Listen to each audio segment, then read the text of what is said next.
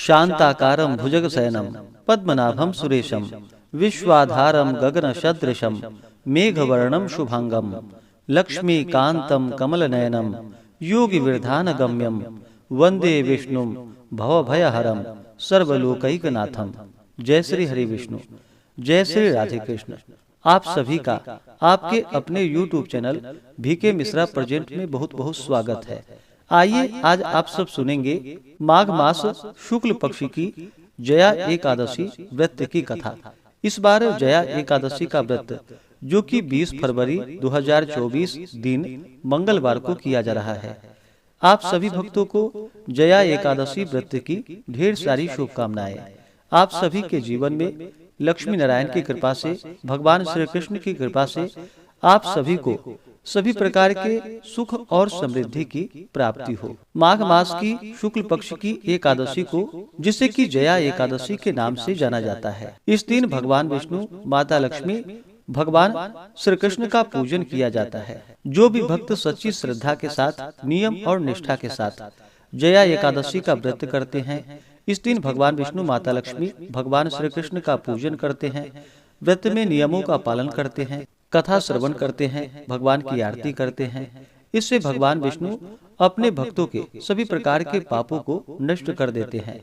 यह व्रत जो कि अक्षय फल को प्रदान करने वाली है तथा इसका व्रत करने वाला ब्रह्म हत्या से मुक्त हो जाता है और अंत काल में उसे काम और मोक्ष की प्राप्ति होती है। इस व्रत के प्रभाव से मनुष्य जो कि कुयोनि से छूट जाते हैं तथा भूत, प्रेत, पिशाच आदि योनियों में जाने का भय नहीं होता है तथा अंत समय में भक्ति पूर्वक यह व्रत धारण करने वाला जो कि 100 वर्षों तक स्वर्ग में निवास करता है। तो आइए सुनते हैं जया एकादशी व्रत की कथा। अगर आप एकादशी व्रत के उपलक्ष्य में ब्राह्मण दक्षिणा, अन्नदान, वस्त्रदान आदि के लिए देना चाहते हो तो आप अपने श्रद्धा और सामर्थ्य के अनुसार हमें डिस्क्रिप्शन में जाकर के वहां से गूगल पे, फोन पे या अकाउंट नंबर के माध्यम से आप अपने श्रद्धा और सामर्थ्य के अनुसार हमें ब्राह्मण दक्षिणा प्रदान कर सकते हैं। तो आइए सुनते हैं जया एकादशी व्रत की कथा। चैनल पे अगर आप पहली बार आए हैं तो चैनल को लाल बटन दबा करके सब्सक्राइब करें, साथ में बेल आइकन घंटी को दबाएं ताकि आने वाली वीडियो का नोटिफिकेशन आपको समय से मिलता रहे। वीडियो को लाइक करें, कमेंट में भगवान विष्णु की जय जरूर लिखें। तो बोलिए प्रेम से भगवान विष्णु की जय, माता लक्ष्मी की जय, भगवान श्री कृष्ण की जय, एकादशी माता की जय, सर्वदेवी देवता की जय। एक समय की बात है, एक बार पांडु नंदन भगवान श्री कृष्ण से हाथ जोड़कर नम्रता पूर्वक बोले कि हे नाथ, अब आप कृपा कर मुझसे माघ मास शुक्ल पक्ष की एकादशी का वर्णन कीजिए और उस व्रत के करने से क्या पुण्य फल होता है सो आप मुझसे कहिए। भगवान श्री कृष्ण ने कहा कि हे राजन, इस एकादशी का नाम जया है और यह अक्षय फल को देने वाली है।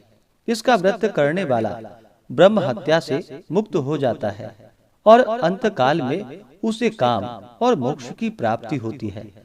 इस व्रत द्वारा मनुष्य कुयोनि से छूट जाते हैं। अब हम तुमसे इसकी एक पौराणिक कथा जो कि पद्म पुराण में लिखी है सो कहते हैं, सो तुम ध्यान पूर्वक सुनो। एक बार देवराज इंद्र अपनी नगरी में अत्यंत ऐश्वर्य पूर्वक राज्य कर रहे थे। वहाँ के देवता सोमपान के प्रताप से हिष्ट पुष्ट एवं सौंदर्य की खान बन रहे थे। अप्सराओं से युक्त पारिजात पुष्प से सुशोभित नंदन कानन में क्रीड़ा कर रहे थे। महाराज इंद्र ऐश्वर्य से परिपूर्ण अप्सराओं और गंधर्वों के साथ नाच और गान में उन्मत्त हो रहे थे। गंधर्व गान कर रहे थे, अप्सराएं नाच रही थी। गंधर्वों में अत्यंत विख्यात पुष्प दंत, उनके पुत्र चित्रसेन की स्त्री मालिनी का पुत्र माल्यवान जो अत्यंत सुंदर और स्वरूपवान था और इत्यादि इत्यादि भी उपस्थित थे। माल्यवान के अत्यंत सुंदर स्वरूप का अवलोकन कर पुष्पवती नामक एक अत्यंत रूपवती गंधर्व कन्या कामदेव की पीड़ा से व्यथित हो उठी और अपने सुंदर स्वरूप और हाव भाव एवं दिव्य कटाक्षों से माल्यवान के हृदय को व्यथित एवं कामाशक्त कर दिया। पुष्पवती की सुंदरता निस्संदेह ही विलक्षण थी, जिसके बहुपाश निस्संदेह ही कामपाश को भी लज्जित कर रहे थे। मुख चंद्रमा के समान प्रकाशमान, नेत्र बड़े बड़े और कान तक फैले हुए थे। कानों के कुंडल अनुपम शोभा का प्रदर्शन कर रहे थे। उनकी ग्रीवा एवं उसमें सटे हुए दिव्य कंठहार आदि अपनी अनुपम शोभा का चमत्कार दिखा रहे थे तथा ऊंचे ऊंचे सुंदर उरोज स्वर्ण कलशों को लज्जित कर रहे थे। उधर अत्यंत ही सूक्ष्म तथा कटी प्रदेश मुष्टि में था। नितंब ऊंचे विस्तीर्ण सुंदर जघन स्थल एवं लाल कमलों को लज्जित करने वाले चरण इत्यादि माल्यवान के नेत्रों में चकाचौंध पैदा कर रहे थे। यद्यपि ये दोनों ही प्रेमी एक दूसरे पर अत्यंत ही अनुरक्त हो रहे थे, तथापि भयवश इंद्र को प्रसन्न करने के लिए बाध्य थे। अस्तु अन्य गंधर्वों और अप्सराओं के साथ मिलकर कार्य आरंभ किया, परंतु काम के वशीभूत होने के कारण इनका नृत्य एवं गान सम्यक नहीं उतर रहा था। इनकी चेष्टाओं एवं हाव भाव भंगिमा से चतुर देवराज इंद्र पर इनका अनुराग तत्काल ही प्रकट हो गया। इंद्र ने इसको अपना अपमान समझा और उन पर क्रोधित होकर उन्हें दारुण श्राप दे डाला। इंद्र ने कहा, मेरी आज्ञा को भंग करने वाले पापात्मा मूर्खों, तुम दोनों ही पिशाच हो जाओ और मृत्युलोक में जाकर अपनी अपनी करनी का फल भोगो। इस प्रकार श्राप सुनकर दोनों ही दुखी हुए, परंतु अब क्या हो सकता था। दोनों ही हिमालय पर पिशाच हो अपना काल यापन करने लगे। इस दुख में पड़कर वे अत्यंत ही व्याकुल और चिंतित हो उठे। उन्हें क्षण मात्र को भी निद्रा नहीं आती थी। शीत और उष्ण के प्रभाव में पड़कर वे नाना प्रकार के कष्टों को भोगते और अपने अपने भाग्य को कोस रहे थे। इस प्रकार अनेकों चिंताओं से व्याकुल हो वे अपने इस भयंकर जीवन से उब गए। एक दिन उन लोगों को खाने के लिए कुछ भी नहीं मिला और वे दोनों ही दिन भर भूखे ही रह गए। रात को चिंता एवं शीत के कारण उन्हें नींद भी नहीं आई। दैव योग से वह जया एकादशी का दिन था। अस्तु द्वादशी के दिन सूर्योदय होते ही इनका पिशाच तत्व नष्ट हो गया और इनका वही प्राचीन दिव्य रूप उन्हें प्राप्त हुआ। देवता और अप्सराएं उनकी स्तुति करने लगे। उन लोगों ने जाकर देवराज इंद्र को प्रणाम किया। देवराज उनका दिव्य रूप देखकर आश्चर्यचकित हो गए और उनसे पूछा कि कहो, तुम्हारा पिशाच तत्व किस प्रकार नष्ट हुआ है। माल्यवान ने हाथ जोड़कर निवेदन किया कि हे प्रभु, यह जया नामक एकादशी के अनजाने व्रत करने का पुण्य फल है। उनकी ऐसी वाणी को सुनकर देवराज इंद्र ने कहा, भगवान विष्णु की भक्ति एवं जया के अनुग्रह से तुम्हारा पिशाच तत्व नष्ट हो गया और अब तुम देवताओं से भी वंदना के योग्य हो गए हो। अस्तु अब तुम दोनों आनंद पूर्वक देवलोक में आनंद करो। हे राजन, देखो कैसा प्रभाव दिखाया इस जया एकादशी व्रत के पुण्य फल ने। इसलिए इस जया एकादशी व्रत को अवश्य ही करनी चाहिए, क्योंकि यह व्रत अनेकों अनुपम फलों को देने वाला है। भक्ति पूर्वक जया का व्रत करने वाला निस्संदेह 100 वर्ष पर्यंत स्वर्ग में निवास करता है। तो बोलिए प्रेम से भगवान विष्णु की जय, माता लक्ष्मी की जय, भगवान श्री कृष्ण की जय, एकादशी माता की जय, सर्वदेवी देवता की जय। इस बार एकादशी का व्रत जो कि 20 फरवरी 2024 दिन मंगलवार को किया जा रहा है। एकादशी तिथि प्रारंभ समय जो कि 19 फरवरी 2024 दिन सोमवार सुबह 8:51 और एकादशी तिथि की समाप्ति होगी 20 फरवरी 2024 दिन मंगलवार सुबह 9:57 पे।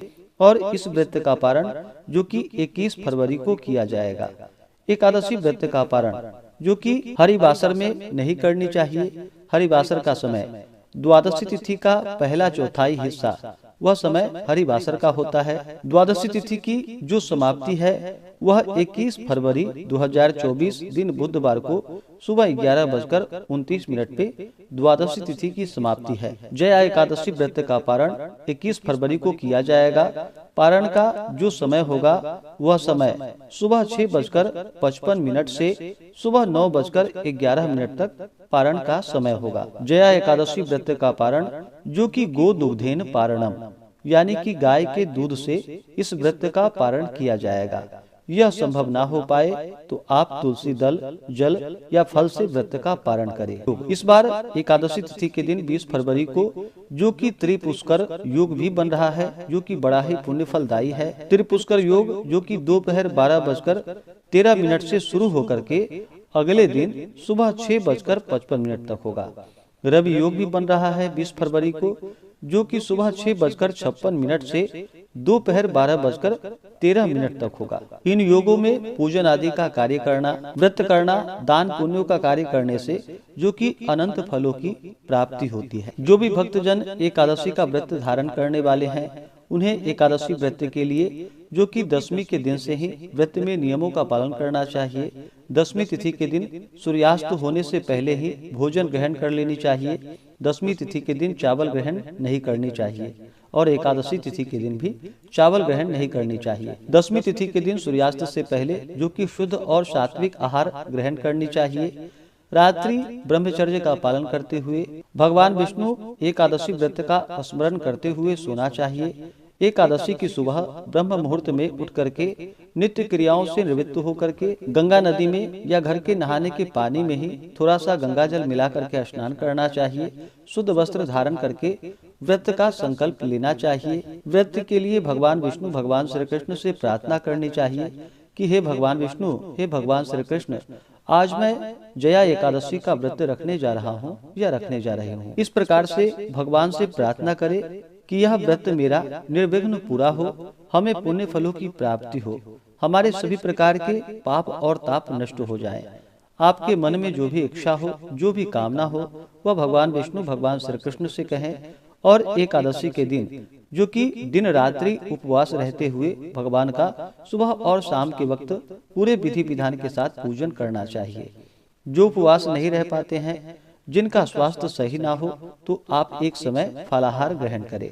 इस दिन भगवान विष्णु का, भगवान श्री कृष्ण का जो कि पूरे विधि विधान के साथ गंध पुष्प धूप दीप आदि से पूजा करनी चाहिए और विशेष करके भगवान को गुड़ तथा तिल मिश्रित भगवान को अवश्य ही भोग लगाए। दूध से बने हुए वस्तुओं का भोग लगाए। ऋतु फल आदि जो भी मिले उसका भगवान को भोग लगाए और भगवान को तुलसी दल डाल करके भोग लगाना चाहिए। मंगलवार के दिन एकादशी का व्रत है तो एक दिन पहले ही आप तुलसी दल तोड़ करके रख ले। अगर भगवान शालिग्राम हो आपके पास तो एकादशी के दिन भी तुलसी दल तोड़ सकते हैं। भगवान शालिग्राम नहीं हो तो आप एक दिन पहले ही तुलसी दल तोड़ करके रख ले। तो इस दिन भगवान को जो कि काले तिल अवश्य ही अर्पित करे, तुलसी दल अर्पित करे और पूर्ण श्रद्धा भक्ति भाव के साथ भगवान का पूजन करना चाहिए। एकादशी की रात्रि जागरण करते हुए समय को व्यतीत करना चाहिए। द्वादशी की सुबह उठ करके नित्य क्रियाओं से निवृत्त होकर के स्नान करके शुद्ध वस्त्र धारण करके भगवान का पूजन और आरती कर ले और फिर ब्राह्मणों को भोजन करवाएं, ब्राह्मणों को दान और दक्षिणा दे। फिर समय के अनुसार व्रत का पारण करना चाहिए।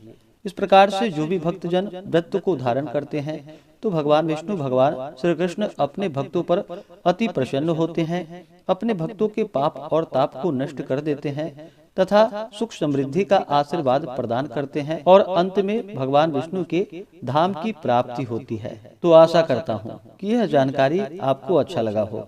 ऐसे ही ज्ञानवर्धक जानकारियाँ प्राप्त करते रहने के लिए चैनल पे अगर आप पहली बार आए हैं तो चैनल को लाल बटन दबा करके सब्सक्राइब करें, साथ में बेल आइकन घंटी को दबाएं ताकि आने वाली वीडियो का नोटिफिकेशन आपको समय से मिलता रहे। वीडियो को लाइक करें, शेयर करें, सुखी रहें और स्वस्थ रहें। जय श्री राधे कृष्ण। धन्यवाद।